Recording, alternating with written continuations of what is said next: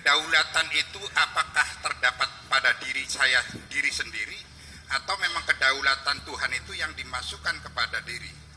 Nah, seseorang yang sudah ma'rifat, artinya ma'rifat dalam segala hal, kepintarannya sudah ma'rifat, kesaktiannya sudah ma'rifat, kelungguannya juga sema'rifat. Nah, ketika masuk dalam sesuatu keikhlasan yang sempurna, mereka akan mengucapkan fayakun, apa yang terjadi terjadilah. Ya. Nah, inilah kedaulatan ini, apakah memang kedaulatan dari diri sendiri atau memang kedaulatan dari Tuhan? Yang awalnya bahwa aulia tersebut kemungkinan dari niatnya dulu, Bu ya. Dari niat yang kuat sehingga membentuk sesuatu kekuatan, mungkin dari Allah. Nah, inilah barangkali kekuatan. Jadi intinya pertanyaannya itu, kekuatan itu memang apa, kedaulatan itu apa dari diri sendiri atau memang kedaulatan itu dari Tuhan itu, Bu ya. Makasih, Bu ya. Begini, semua yang ada di ruang ini semua sudah meripat semua.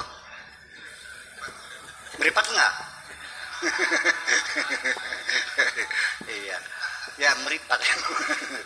Apa meripat tuh? Iya, ini ma'rifah ya, al-arif billah. Begini, orang yang arif billah tuh artinya sudah kenal Allah, sudah melihat Allah, sudah paham Allah, sudah mengerti Allah semuanya. Nah, ketika orang sudah mencapai tingkat pengetahuan seperti itu, sejak itu dirinya sudah nggak ada. Kan ternyata yang berdaulat itu hanya Allah. Ya, wujud kita ini adalah semata-mata bagaikan bayang-bayang. Kita ada karena adanya Dia. Dan semua yang bergerak adalah yang menggerakkan Dia. Jadi orang yang sudah tingkat ma'rifatullah, ketika dia berbuat, dia tidak merasa berbuat, yang dirasakan Allah yang berbuat. Maka terjadilah. Dan ketika dia mengatakan, bukan dia mengatakan, tapi Allah yang mengatakan. Ketika engkau sudah mencintaiku, maka mulutmu adalah mulutku dan tanganmu adalah tanganku. Ya, ketika engkau bekerja, akulah yang menjadi tanganmu. Dan ketika engkau berbicara, akulah yang menjadi mulutmu. Apa yang dikatakan? Setiap kehendak yang muncul dalam dirinya itu adalah kehendak Allah. Wa ma tasyauna illa an yasha Allah. Sehingga ketika dia berbuat apapun itu yang disadarinya Allah yang berbuat, maka dapat dipastikan apapun kebaikan yang dia lakukan tidak mungkin mengharapkan imbalan dari siapapun.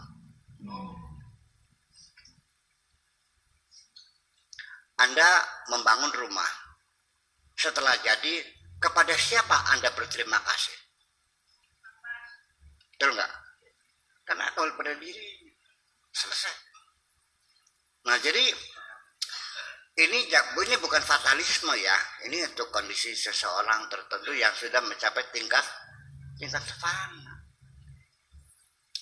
Jadi lalu apa yang dilakukan? Ya sudah, tidak ada harapan apapun. Niat juga nggak tahu niat apa yang diniatin. Ya kan? Doanya gimana? Ya berdoa pada siapa? Wahai diriku, berikanlah aku rumah yang gimana lagi, mas saya wahai diri. Ya, karena itu sudah nggak ada, bahwa diri sudah tidak ada. Dari mana cirinya orang tidak ada? Coba kita hina orang itu sehina-hinanya, dia marah nggak?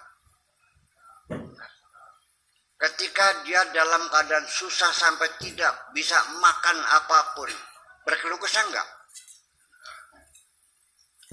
Ketika dia jatuh sakit, mengerang kesakitan enggak?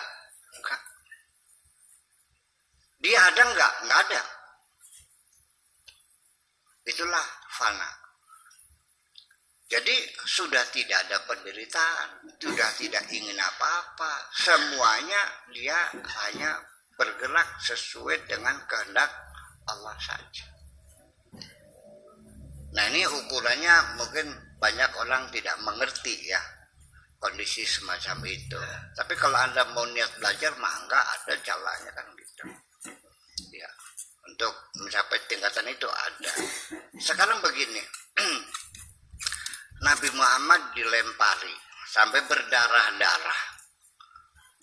Malaikat menawarkan, apa kumusnahkan penduduk Taif ini? Kata Nabi jawabnya, kalau kau bunuh mereka, lalu tugasku apa? Malah yang keluar adalah ucapannya Allah mahdi qaumi innahum, ya Allah berilah hidayah mereka, karena mereka nggak tahu siapa aku ini. Nah, kalau orang dilemparin mukanya tidak marah, tidak sakit hati, berarti orang itu ada nggak sebetulnya?